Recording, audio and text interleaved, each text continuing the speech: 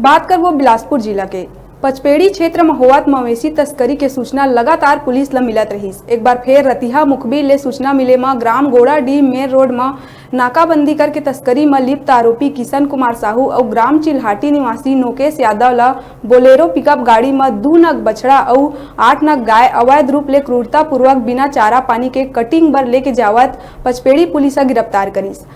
और दोनों आरोपी मन के विरुद्ध कार्यवाही करके न्यायिक हिरासत में लेके जेल भेज दिए गई।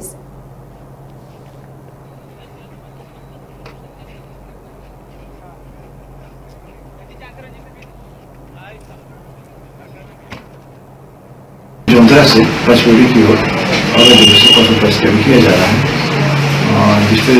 तस्दीक की ओर तो गाँव गोड़ाडीह मोड़ के पास